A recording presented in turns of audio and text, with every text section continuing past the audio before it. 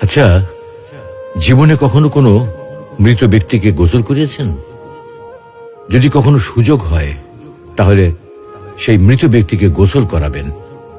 তখন খুব কাছ থেকে দেখবেন মৃত মানুষের দেহটা কতটা অসহায় লাগে, মৃত্যুর পরে মানুষের দেহ কতটা ভয়ের কারণ হয়ে দাঁড়ায়। সুযোগ পেলে রাতে লাশটা পাহারা দেবেন, তখন বুঝতে পারবেন প্রিয় মানুষটার লাশ রাতের বেলায় আপনার কাছে কতটা অদ্ভুত লাগে, কতটা ভয়ের কারণ হয়ে ওঠে, কতটা আতঙ্কের কারণ হয়ে যায়। সুযোগ পেলে মৃত ব্যক্তির শরীরে একটু হাত লাগিয়ে কিছুক্ষণ তার স্পর্শ নেবেন।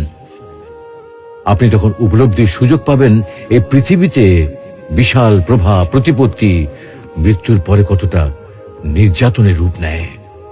সুযোগ পেলে আপনজনদের লাশ কবরে নামাবেন খুব আগ্রহ নিয়ে।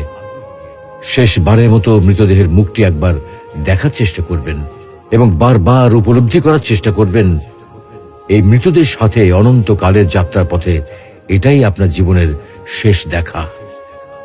সুযোগ পেলে মাঝে মধ্যে কবরস্থানে গিয়ে নীরবে কিছুক্ষণ দাঁড়াবেন। এরপর মনে মনে চিন্তা করবেন জীবনের লাভ ক্ষতির হিসাব। এই মৃত মানুষগুলো এই পৃথিবীতে কি করে গেছেন, কাদের রেখে গেছেন। যাদের রেখে গেছেন তারা কি কখনো এই মৃত মানুষগুলোকে স্মরণ করার জন্য কবরস্থানের আশেপাশে একটি বারের জনকে দেখতে আসে? আমাদের জীবনটা বড় অদ্ভুত, বৈচিত্র্যময়।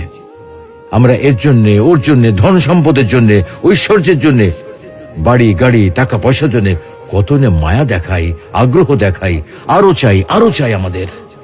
অথচ এই জীবনে আমরা মৃত্যুর কথা না ভেবে, পরকালের জবাবদিহির কথা না ভেবে কিভাবে আরো সম্পদ অর্জন করতে পারি সেই চিন্তায় বিভোর থাকি।